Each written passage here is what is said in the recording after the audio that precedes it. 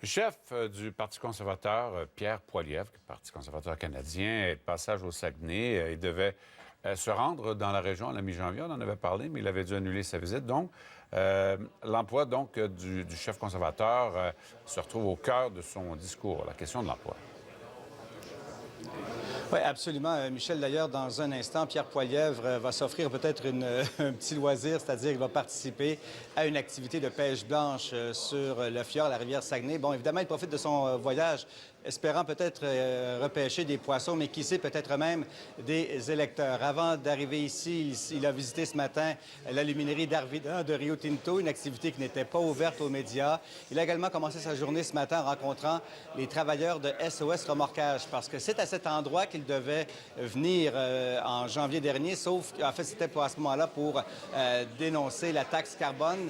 Et ce matin, il tenait malgré tout à rencontrer les travailleurs. Et effectivement, le thème de sa journée, c'est des chèques au Saguenay-Lac-Saint-Jean. On peut l'écouter. Des chèques de paie au Saguenay, c'est le thème de mon visite.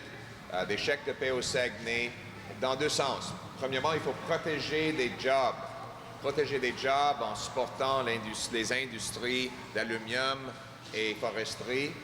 Et deuxièmement, en réduisant les taxes, les impôts et l'inflation pour que vos chèques de paie aillent plus loin et pour que le travail redevienne payant. Parce que les gens du Saguenay sont connus pour leur travail. C'est des gens travaillants. Bon, les conservateurs se préparent pour les prochaines élections. Les sondages leur disent qu'ils ont le vent dans les voiles. Absolument. Ils sont galvanisés, à tout le moins, si on regarde les intentions de vote au niveau national, effectivement, 41 des intentions de vote, 24 pour les libéraux, c'est un écart important, même si au Québec, le parti, toutefois, demeure au troisième rang dans les intentions de vote, derrière le Bloc québécois et derrière le Parti libéral. Mais ce n'est rien pour décourager le parti qui pense qu'un retour en force au Saguenay-Lac-Saint-Jean demeure possible pour les conservateurs. Pour nous, c'est un territoire très important. C'est une région qui a des valeurs très conservatrices, des gens qui aiment la chasse, des gens de bois, de pêche, d'industrie forestière. Donc, c'est des gens qui reconnaissent nos messages. Et également, pour les candidats, bien évidemment qu'il y a plusieurs personnes qui sont intéressées actuellement. On est en train de regarder tout ça, mais il y a beaucoup d'effervescence dans la région. Évidemment, on est conscient chez les conservateurs que le renouvellement de l'entente entre le NPD et le Parti libéral bien garantit la survie du gouvernement Trudeau pour encore au moins plusieurs mois.